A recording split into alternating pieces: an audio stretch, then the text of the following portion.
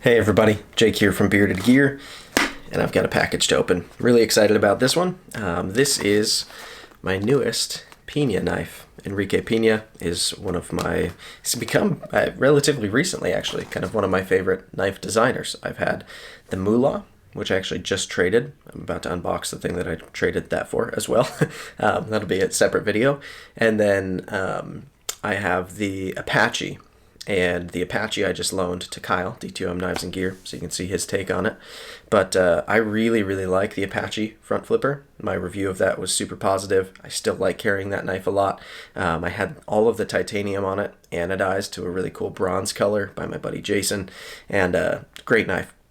And then, like a week ago, all of a sudden, Enrique Pena, out of nowhere, posts that he's got a large version of the Swayback front flipper. Now the regular Swayback front flipper is the same size roughly as the Apache, which I've got. They're pretty small, little kind of traditional pattern front flipper knives. And then all of a sudden, boom, there's a bigger one. And the Swayback was already a pattern that I wanted to try. I like Swayback pattern knives. I find myself kind of drawn to them, even though I don't have any until now. And so I was thinking about trying one of the Swayback ones anyways, but it would be a little bit redundant to have a Swayback the same size as my Apache because they're really super similar knives. Anyway, then he posts there's a big one, and I don't mind the idea at all of having a larger version of one of those front flippers, and so I jumped on it. And yeah, large Swayback titanium with black micarta. There you go. So I'm stoked about this. Like I said, I've really just grown to appreciate Enrique Pena's designs. These X Series knives are the ones that he has produced by Riat. And Riat, in my opinion, makes the best knives dollar for dollar, kind of period right now. Especially the ones where they collaborate with US makers or otherwise and do these kind of smaller runs. I feel like they nail it.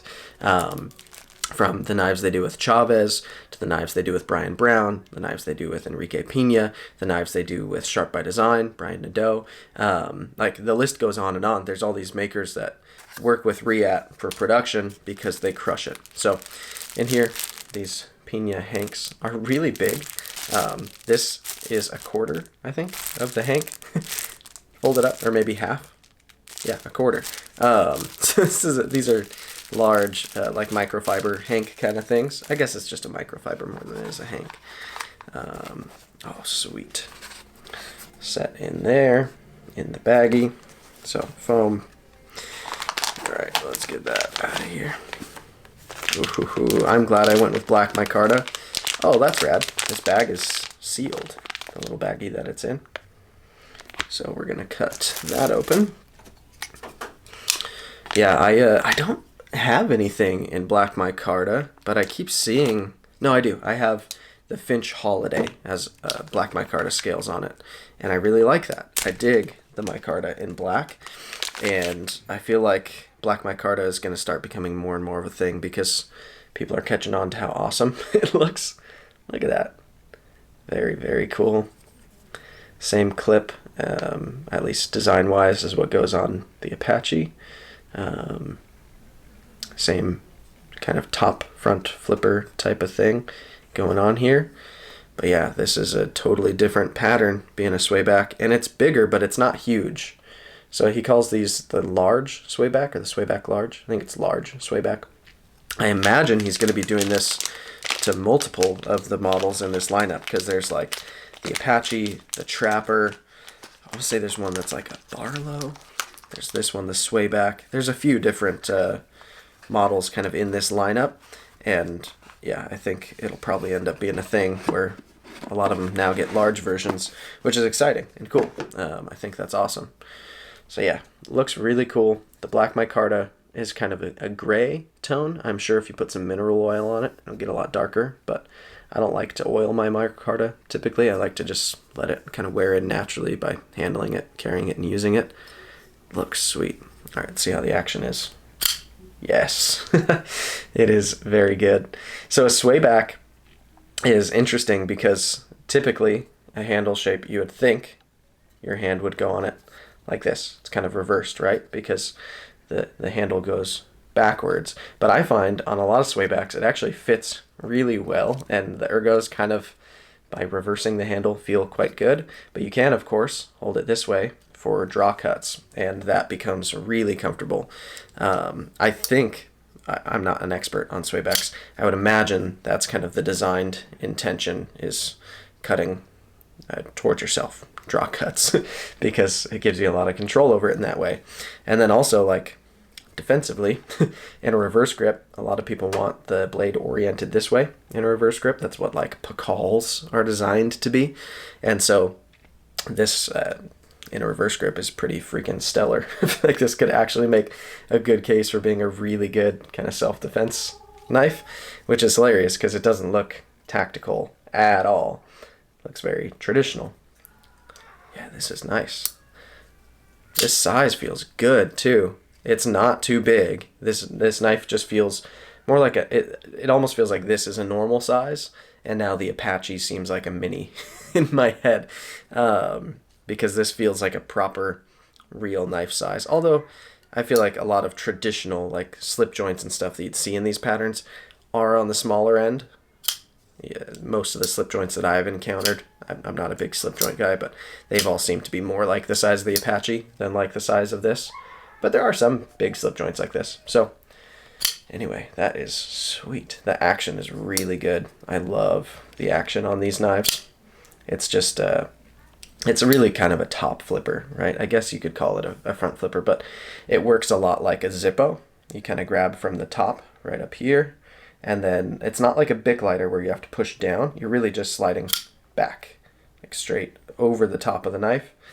And yeah, that is excellent. This thing is gorgeous.